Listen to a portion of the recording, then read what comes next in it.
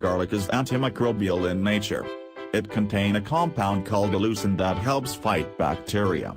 If the vaginal odor is being caused by bacterial vaginosis, you can use garlic as an effective treatment to get rid of the infection and the vaginal odor.